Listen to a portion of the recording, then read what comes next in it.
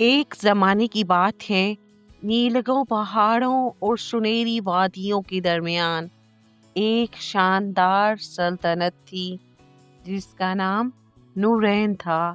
اس سلطنت کی سب سے بڑی شان ایک پر اسرار جادوئی باغ تھا جو محل کے پیچھے واقع تھا۔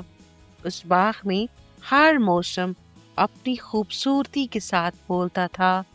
پھول چمکتے ہوئے جواہرات کی طرح دکھائی دیتے تھے اور ہر پتے سے خوشبو کے راز چھلکتے تھے۔ کہا جاتا تھا کہ اس باغ میں ایک پوشیدہ طاقت ہے جو دلوں کے ارادوں کو محسوس کر کے خود کو بدل لیتی ہے۔ اس سلطنت کے بادشاہ کی 5 بیٹیاں تھیں جو نہ صرف حسن میں بے مثال تھیں بلکہ اپنی اپنی فطرت میں بھی ایک دوسرے سے مختلف تھیں۔ سب سے بڑی شہزادی صابرہ تھی جس کی آنکھوں میں سکون اور چال میں وقار تھا۔ دوسری شہزادی نائلہ علم اور کتابوں کی دیوانی تھی۔ وہ دنیا کے راز الفاظ میں تلاش کیا کرتی تھی۔ تیسری شہزادی آئرہ نرم دل اور ہمدرد تھی جس کا دل ہر دکھ کو اپنا سمجھتا تھا۔ چوتھی شہزادی ماہین بے خوف اور مہم جو تھی جسے ہوا سے باتیں اور پہاڑوں سے دوستی کرنا پسند تھی۔ پانچویں اور سب سے چھوٹی شہزادی زویرہ تھی جس کے خواب رنگوں سے بنے تھے اور جس کی تصوراتی دنیا حقیقت سے زیادہ روشن تھی۔ یہ پانچوں اکثر جادوئی باغ میں وقت گزارا کرتی تھیں۔ ایک دن باغ نے اچانک اپنا رنگ بدلنا شروع کر دیا۔ سرسبز پتے سرمئی ہونے لگے، پھولوں کی چمک مدھم پڑ گئی اور ہوا میں اداسی سی گھل کھائی۔ پرندے خاموش ہو گئے اور فوارے آہستہ آہستہ خشک ہونے لگے۔ سلطنت پر ایک انجانی ویرانی کا سایہ اتر آیا۔ کہا جاتا تھا کہ جادوئی باغ صرف اسی وقت زندہ رہتا ہے جب اس کے قریب رہنے والے دلوں میں سچائی، محبت اور ہمت موجود ہو۔ پانچوں شہزادیاں سمجھ گئیں کہ باغ کے مرجھانے کی وجہ خود برے ارادے نہیں بلکہ نیک جذبات کی کمی ہے۔ انہوں نے مل کر اس باغ کو بچانے کا فیصلہ کیا۔ صابرہ نے صبر اور حوصلے کی شمع چلائی جس کی روشنی نے باغ کے اندھیروں کو نرم کر دیا۔ نائلہ نے کتابوں سے فطرت کی پھولی ہوئی دعائیں تلاش کیں جنہیں اس نے ہوا کے ساتھ باغ میں بکھیر دیا۔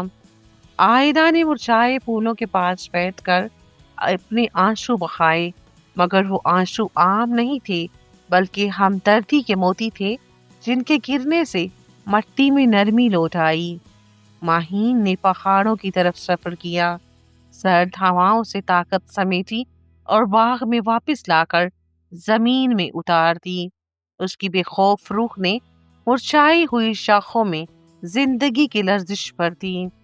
زویرہ نے اپنی آنکھیں بند کی اور اپنے خوابوں کی دنیا میں جا کر اس باغ کو ویسا دیکھا جیسا وہ ہونا چاہیے تھا۔ اس کے تصورات سے رنگ نکلے اور پتوں پر رقص کرنے لگے۔ آہستہ آہستہ باغ نے دوبارہ سانس لینا شروع کر دی۔ پتے سبز ہو گئے، پھولوں نے مسکراہٹ اوڑھ لی اور فوارے گنگنانے لگے۔ پرندے لوٹ آئے اور ہوا خوشبوؤں سے بھر گئی۔ مگر اس تبدیلی کے ساتھ ایک راز بھی کھل گیا۔ باغ کے بیچوں بیچ ایک پرانا درخت جگمگانے لگا جس کی جڑوں سے روشنی نکل رہی تھی۔ معلوم ہوا کہ یہ درخت دراصل سلطنت کی روح تھا اور ان 5 شہزادیوں کی نیکیوں نے اسے دوبارہ زندہ کر دیا تھا۔ جیسے ہی باغ مکمل طور پر بحال ہوا، سلطنت نورین میں بھی خوشحالی لوٹ آئی۔ خشک کھیتوں میں سبزہ اگ آیا، آسمان صاف ہو گیا اور دلوں میں نئی امید جاگ اٹھی۔ لوگ حیران تھے کہ یہ کیسا جادو تھا، مگر شہزادیاں جانتی تھیں کہ اصل جادو محبت، علم، ہمت، ہمدردی اور خوابوں میں چھپا ہوتا ہے۔ وقت گزرتا گیا اور 5 شہزادیاں اپنی اپنی خوبیوں کے ساتھ सल्तनत की नेकबान बन गईं। जादुई बाग अब सिर्फ फूलों का नहीं बल्कि किरदारों का भी आईना बन गया था।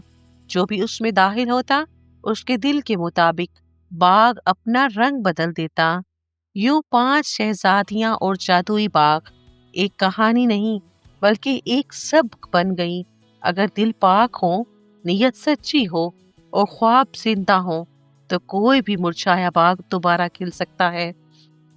और आज भी कहा जाता है कि अगर कोई खामोशी से किसी बाग में बैठकर सच्चे दिल से ख्वाहिश करे तो कहीं ना कहीं नूरैन का जादुई बाग मुस्कुरा उठता है।